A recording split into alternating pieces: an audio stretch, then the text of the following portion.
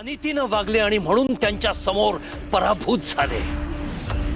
जगदंबा आणि तुळजानं नीतीला धरून नियमबद्ध उत्तर दिलं.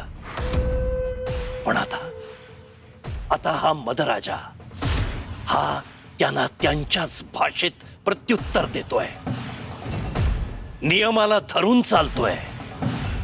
आता त्याच्याशी कसं वागायचं, कसं खेळायचं हे त्यांना कळत नाहीये. हे सगळं ठीक आहे, पण यातून तुळजा आपल्याकडे कशी येणार? येणार. तिच्या जवळच्या, तिच्या प्रिय माणसांना त्रास झाला की तुळजा प्रकट होणार, आपल्याला शरण येणार. दितिमाता आज त्याचंच दर्शन झालंय.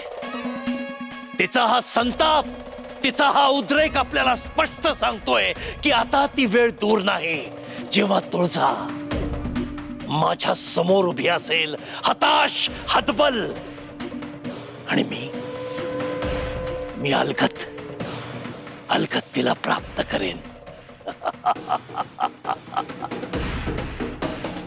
तुळजा, तुझ्या स्वागताची तयारी करायला हवी. हा?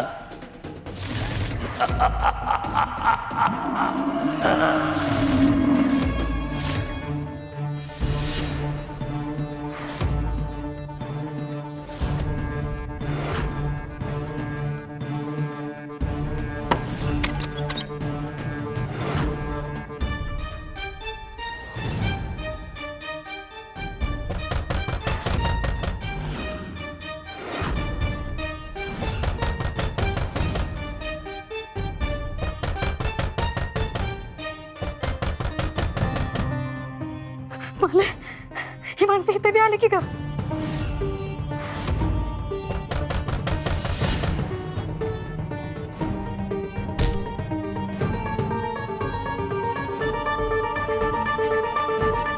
देवी आई, आता तूच आम्हाला वाचव. काहीतरी चमत्कार दाखव देवी आई.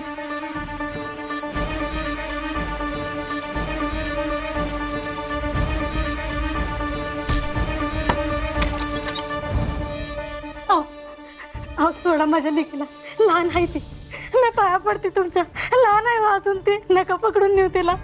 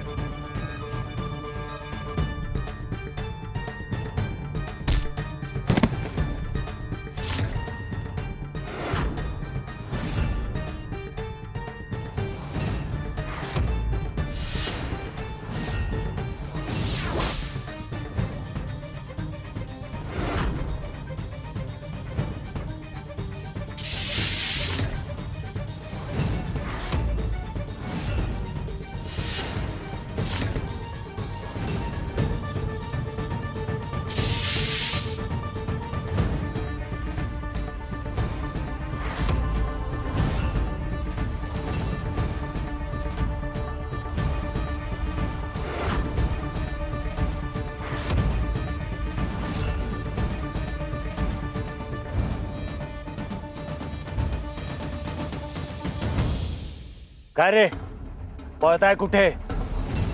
ती कुठे आहे? अरे ऐका, अरे मूर्खांनो, अरे पळताय कुठे? अरे ऐका.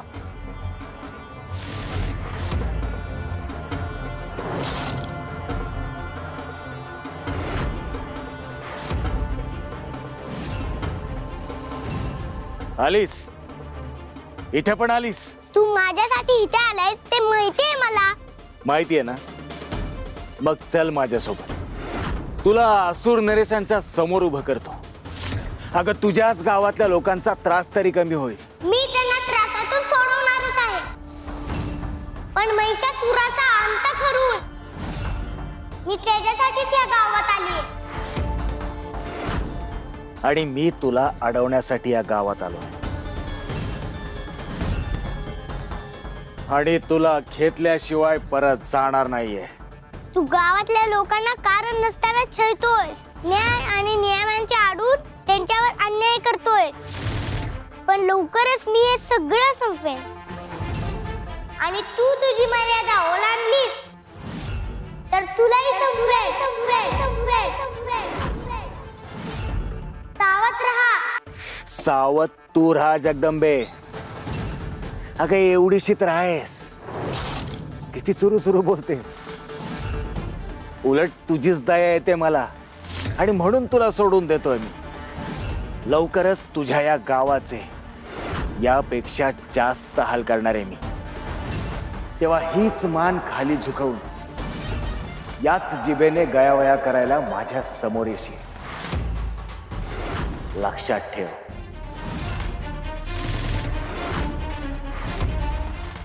माफी मागायची वेळ कुणावर येणार आहे हे कळेलच तुला. शांत व्हा, शांत व्हा. अव गंगाई कुठे ठेवला असेल काही असणे. काय प्यायला काही देत असतील ना. आपण तर घरी परत आलो, पण यांचं तिथं काय हाल होत असतील ग.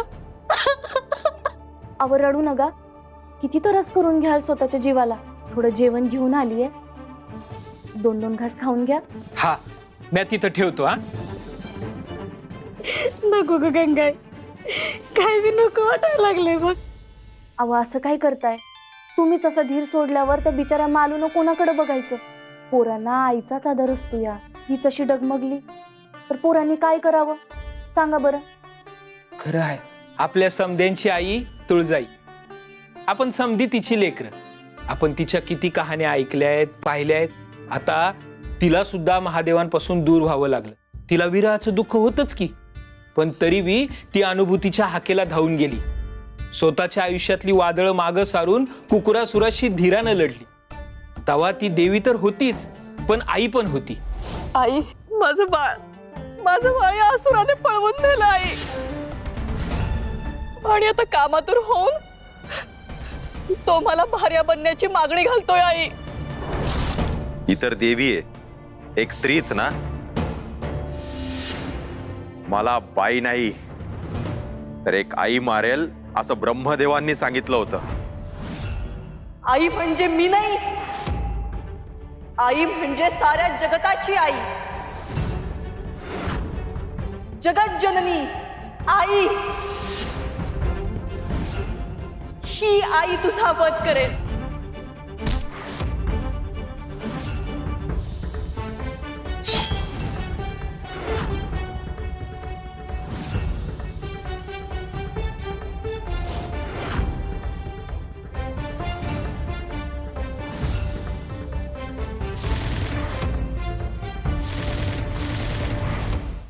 देवी आईचं उदाहरण आपण डोळ्यासमोर ठेवलं पाहिजे.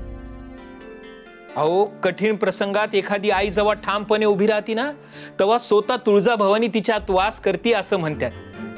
तुम्ही बी पहिल्यापासून लढाऊ बाण्याच्या आहात, अगदी आपल्या देवी आई सारख्या. या प्रसंगात बी तुम्ही धीरानं लढाल.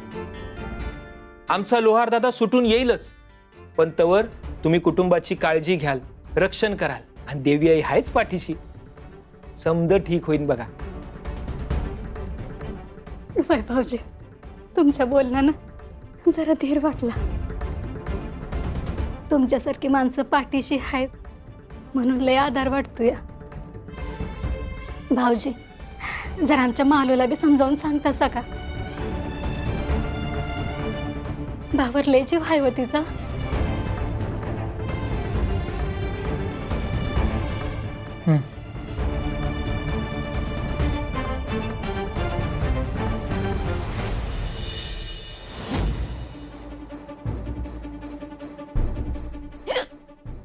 सुंदरा, अगं जे आयुष्यात केलं नाही ते तुझ्यामुळे करायला लागायला लागले.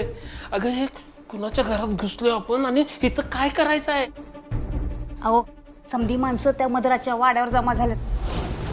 त्याचाच फायदा घेऊन समध्यांच्या घरातलं सोनं नाणं दागदागिनं जे काय बी मौल्यवान सापडल ते घेऊन यायला त्या मदराजनं सांगितलंय. पण असं कुणाच्या बी घरातलं आपण कसं काय पण न्यायचं? हे पाप आहे. का बसा, काय पाप बीत नसतंय. आपल्या बी डोक्यावर कर्ज हाय आपले काय हाल होतील याचा जरा विचार करा. काय करायचं ते करू दे, पण हे असलं वंगाळ काम करणार नाही म्हणजे नाही.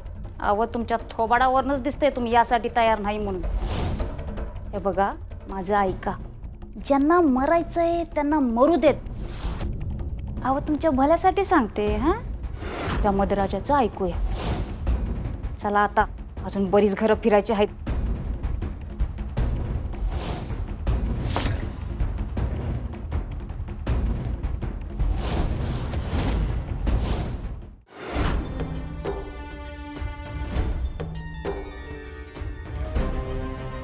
मालू, मी तुझ्या बाबांसाठी काहीच करू शकले नाही. मला माफ कर.